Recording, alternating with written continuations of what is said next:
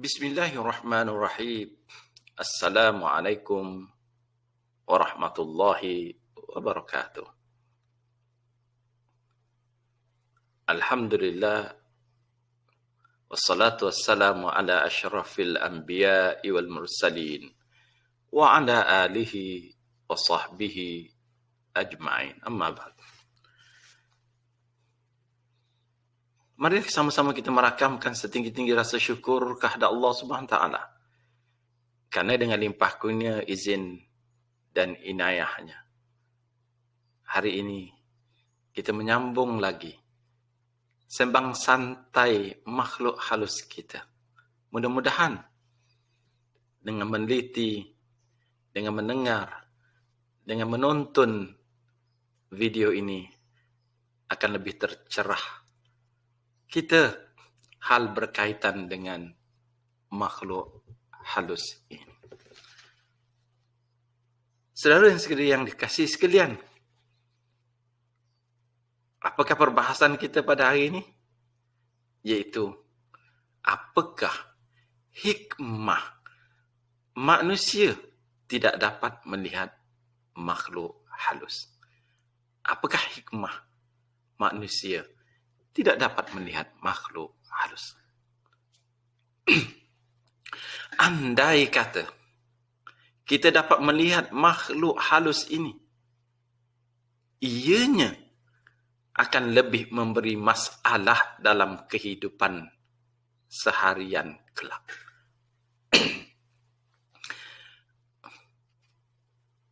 Apa kan tidak? Karena mereka berada di mana-mana. Umpama kalau kita nak pergi satu tempat, daripada tempat kita berdiri, nak pergi ke destinasi yang kita tuju, kita harus melalui jalan yang lurus. Lurus saja jalan itu. Tetapi apabila kita melihat benda-benda yang tidak sepatutnya, kita melihat makhluk halus ini, pastinya kita jalan tidak akan lurus lagi. Entah ke kanan sedikit, entah ke kiri, entah ketika itu kita terpaksa melompat dan sebagainya. Daripada tempat kita berdiri sampai tempat yang kita nak tuju itu tidak jadi lurus lagi. Kenapa? Karena mereka berada di mana-mana. Di bilik kita, di dalam rumah, di ruang tamu, di dapur, ada. Sebab itu kadang-kadang kita mendengar penceritaan tentang bunyi orang masak di dapur. Entah masak apa tak tahu. Pada malam-malam gelap gulita. Mungkin masak mi goreng mamak kali. Punya ketuk-ketuk apa nama kuali, periuk dan sebagainya. InsyaAllah, tabarakallah. Nak masak untuk sahur pada esoknya? Tidak. Semua ahli keluarga tidur. Tak ada siapa-siapa. Kalau masak pun mungkin dalam keadaan dapur yang cerah. Tapi ini gelap. Heran kita. Dia ada mana-mana. Di bilik tidur kita, di ruang tamu kita, di dapur kita, di bumbung kita. Kalau kita berada di luar rumah, kita menyapu di persekitaran rumah kita, mereka ada juga. Di pohon ke? Di pasu ke? Di pagar ke? Di penjuru ke? Dia ada di sekeliling kita. Andai kita pergi bekerja, di mana tempat kerja kita? Kita bekerja di pejabat. Ada di pejabat. Hari ini kita mendengar tentang rintihan staf. Pada waktu ini BDR, semua bekerja di rumah. Tetapi ada kalanya ketua jabatan kita minta kita hadir ke atas dasar keperluan tertentu. Kita kena hadir tak? Kita mesti hadir. Tetapi kita memberitahu kepada majikan, kepada bos kita, kita tidak boleh hadir kalau kita hadir seorang. Kita perlu teman. Kenapa? Bila ditanya, kenapa tidak boleh hadir? Karena dia takut. Apabila berada seorang-seorang, macam ada satu susuk yang memandang, yang memati, yang mengawasi dia. Sehingga menimbulkan ketakutan kalau dia hadir seorang-seorang. Nah, kalau ada orang bertanya, betulkah di pejabat pun ada? Kalau tanya pada saya, ada. Mereka berada di sekeliling kita. Itu yang bekerja di pejabat. Kalau bekerja di ladang, di kebun, kita menuri getah. Di ladang kelapa sawit, kita bercocok tanam padi, sayuran dan sebagainya. Ada juga mereka yang tidak nampak ini di ladang-ladang tersebut. Bahkan bagi peminat yang berrekreasi ke sungai, ada di latah, air terjun, ada yang minatnya tinggi, mendaki bukit, gunung, ada. Mereka ada di mana-mana. Mereka ada di mana-mana. Saya dah berulang kali ada pelajar datang berjumpa. Kenapa? Setelah dia kembali daripada gunung tertentu, kakinya berat, badannya berat, berpeluh, tapak kakinya berpeluh dan sebagainya. Entah apa yang dia jumpa, wallahu a'lam. Nak ceritanya, mereka ada di mana-mana sahaja. Kerana kita berkongsi tempat dengannya. Kita berkongsi tempat dengannya.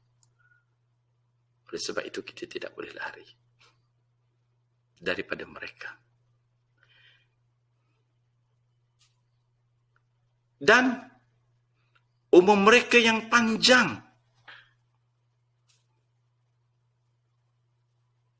Umur mereka yang panjang. Saudara, kalau ada waktu yang terluang, bukalah Al-Quran. Dalam suratul A'raf. Daripada ayat 12 hingga 18. Daripada ayat 12 hingga 18 menceritakan tentang bagaimana iblis diusir oleh Allah Subhanahu Taala daripada syurga. Bacalah, fahami, renungkan, tadabbur ayat tersebut. Dan di antara ayat tersebut, apa kata iblis pada Allah Subhanahu Taala? Qala anzirni ila yaumi yub'atsun. Qala anzirni ila yaumi yub'atsun. Apa kata iblis? Tangguhkanlah aku sehingga kepada hari kebangkitan. Tangguhkan aku sampai hari kebangkitan. Maksudnya sampai hari kiamat. Qala innaka minal munzarin. Apa kata Allah? Kamu ada di antara mereka yang diberi tangguh. Allah Ta'ala terima permohonan iblis supaya diberi tangguh. Dengan harapan untuk apa? Dengan harapan untuk menyesatkan manusia supaya manusia mengikut jalan yang tersesat ini. Allah Ta'ala beri tangguh. Memberi gambaran kepada kita bahawa tentang panjangnya usia mereka. Yang walaupun disebut dalam ayat lain, secara umumnya jin ada waktu tertentu ajal mereka ini.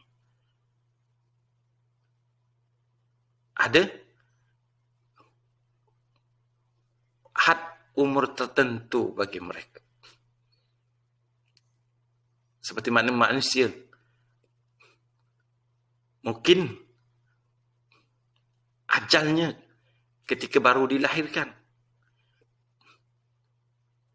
Mungkin ketika zaman kanak-kanak. Mungkin ketika dewasa. Mungkin tua dan sebagainya. Begitu juga jin secara umumnya begitu.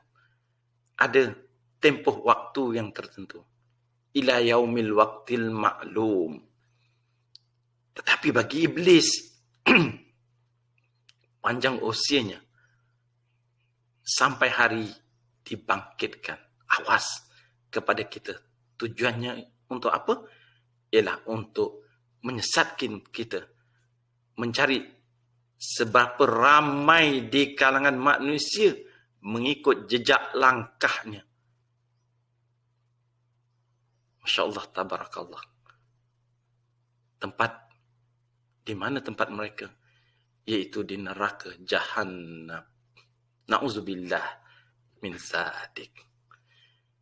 Apapun hal keadaan umumnya, umur jin ini adalah umur yang tinggi-tinggi. Apabila saya berdiskusi dengan mereka yang tidak sadar, hilang kesadaran ini, bila ditanya berapakah umur kamu ketika ini, maka rata-rata menjawab ratusan tahun sudah. Jarang yang kita dengar umur dia 40 tahun, 50 tahun, jarang. Memberi gambaran umur mereka adalah umur yang sangat panjang. Ya walaupun tidak semesti kita mempercayai kata-katanya. Mungkin tipu belaka. Tetapi kita mendengar ramai di kalangan mereka yang menjawab seperti itu. Saudara-saudari yang dikasihi sekalian. Oleh kerana umur mereka panjang, pastinya bilangan mereka juga ramai. Bilangan mereka juga ramai. Bahkan ada satu catatan di dalam hadis tentang berapa ramainya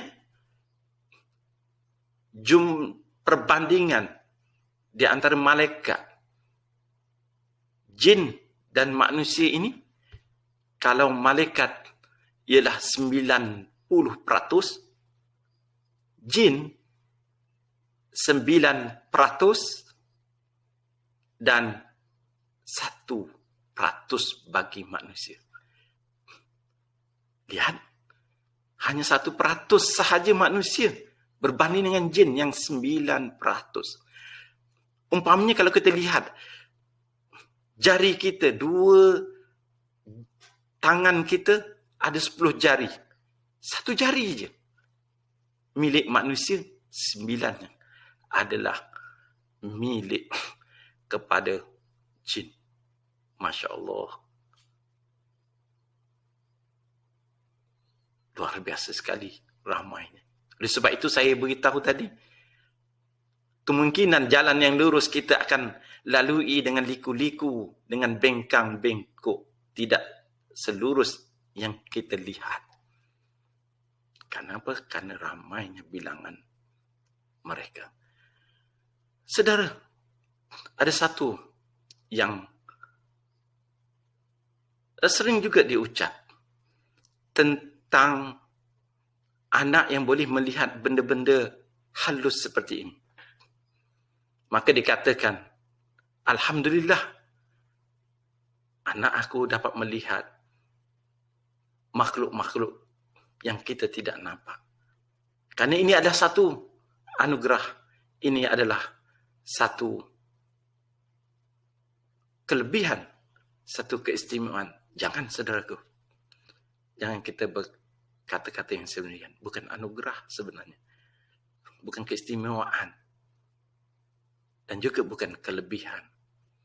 Tetapi sebenarnya, dia akan membawa banyak masalah nanti dalam kehidupan anak itu nanti. Oleh sebab itu, anak itu perlu dirawat. Bukan dibiarkan begitu.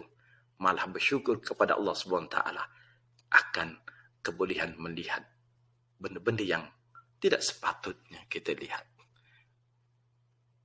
Alhamdulillah, saudara, cukup sekadar ini sembang-sembang santai kita berkaitan dengan makhluk halus.